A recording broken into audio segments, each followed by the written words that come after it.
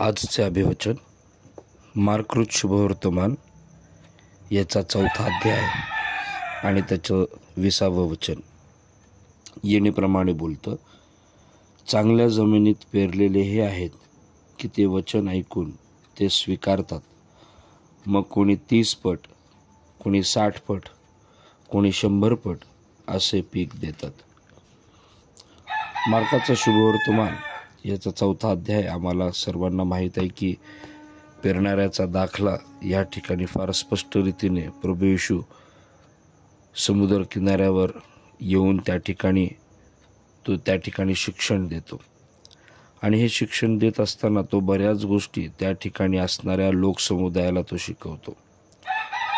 आणि हे शिकवत असताना त्याच्या शिकवण्याच्या पद्धतीमध्ये आम्हाला दाखल्यांचा असणाऱ्या गोष्टी आम्हाला त्या ठिकाणी प्रामुख्याने दिसून येतात.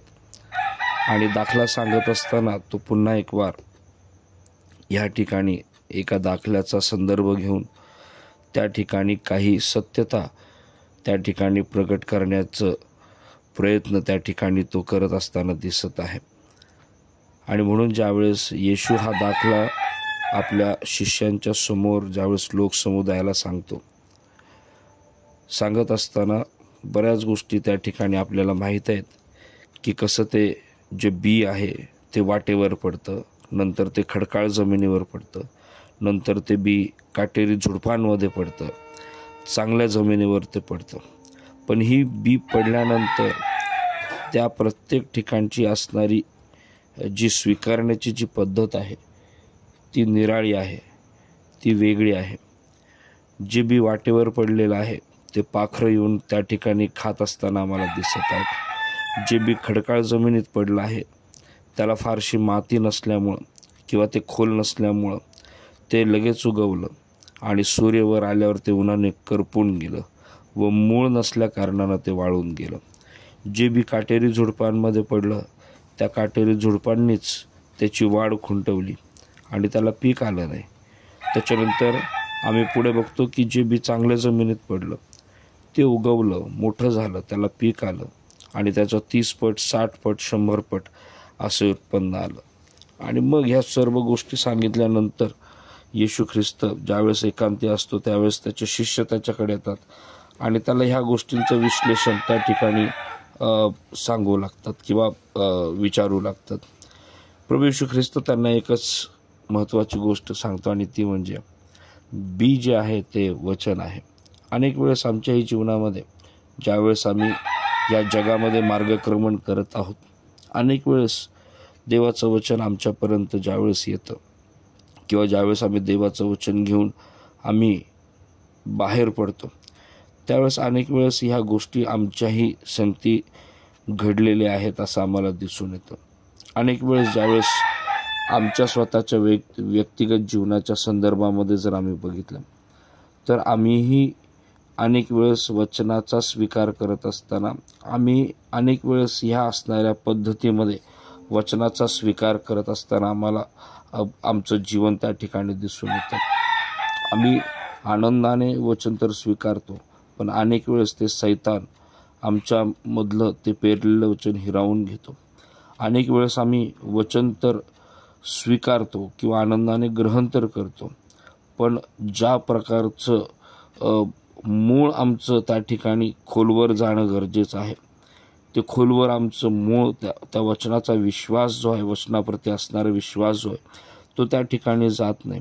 आणि त्याच्यामुळं त्याचं असणारं जे टिकणारी कॅपेबिलिटी आहे ती त्या ठिकाणी योग्य प्रमाणामध्ये आमच्यासमोर ती येत नाही. आणि त्याच्यामुळं ज्यावेळेस एखादं संकट येतं, ज्यावेळेस एखादी कठीणता आमच्या जीवनामध्ये येते त्यावेळेस आमचं जीवन फ्लक्च्युएटेड त्या ठिकाणी होत असताना आम्हाला दिसून येतं.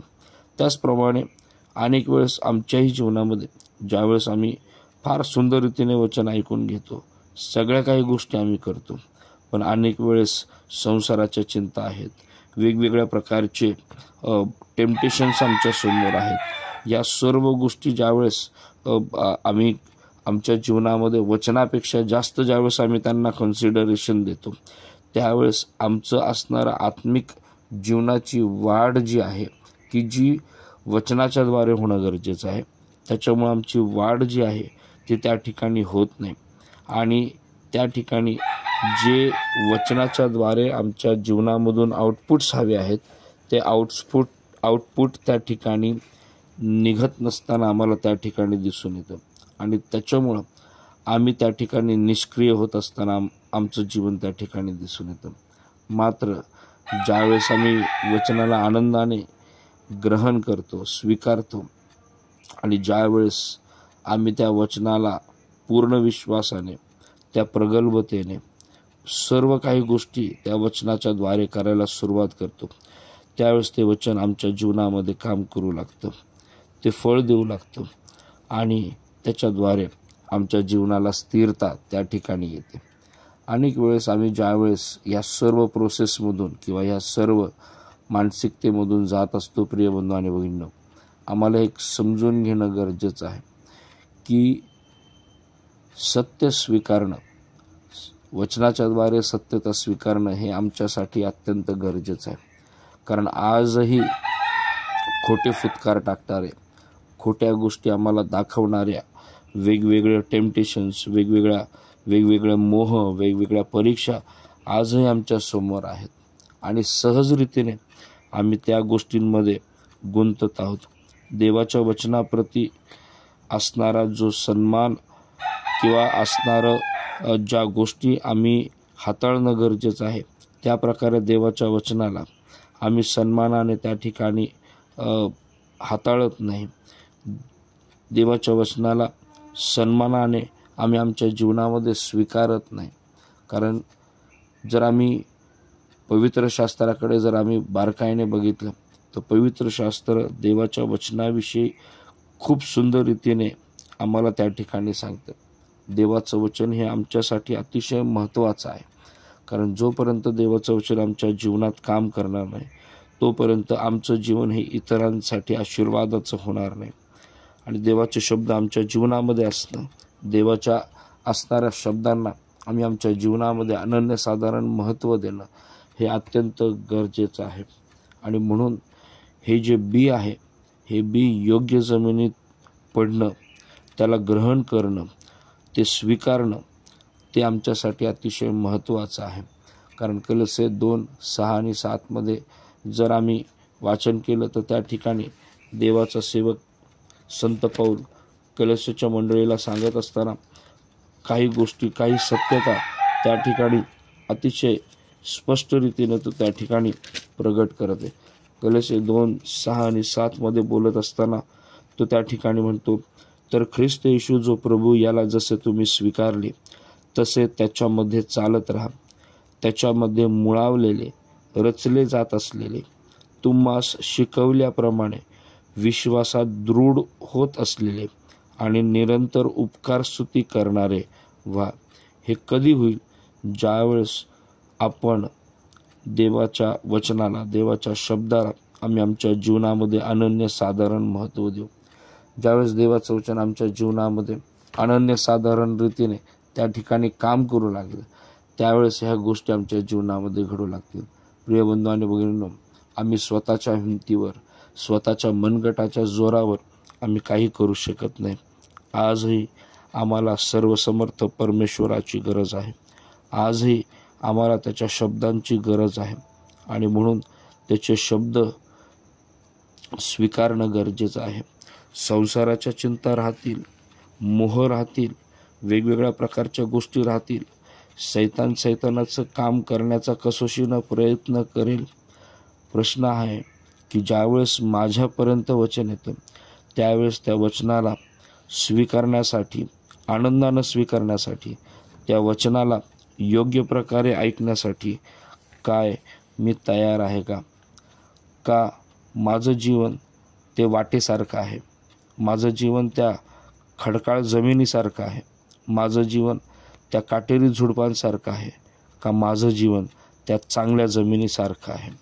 हे आम्हाला पाहणं, हे तपासणं, पृथक्करण करणं नितांत गरजेचं आहे. या आजच्या दिवशी आपण देवाच्या वचनाच्या द्वारे हे नीट तपासूया. काय मी वाटेवरचं वचनाप्रमाणे तर मी जीवन जगत नाही ना. खडकाळ जमिनीमध्ये पेरलेल्या वचनाप्रमाणे तर मी जीवन जगत नाही ना. काटेरी झुडपांमध्ये पेरलेल्या वचनाप्रमाणे तर माझी परिस्थिती नाही ना. का चांगल्या जमिनीत पेरलेल्या त्या वचनाप्रमाणे, त्या बीप्रमाणे माझं जीवन आहे की ते वचन ऐकून स्वीकारतो आणि मग 30 पट, 60 पट, 100 पट असं त्या ठिकाणी पीक देतो. देव ज्यावेळेस त्याचं वचन आमच्या जीवनामध्ये पेरत आहे त्यावेळेस तो उत्पन्नाची अपेक्षा आमच्यापासून करत आहे. काय आम्ही जे तो अपेक्षित करत आहे, काय आम्ही त्याला ते देत आहोत का, याच्याकडे पाहणं गरजेचं आहे. देवबाप या वचनाच्याद्वारे आम्हा सर्वांना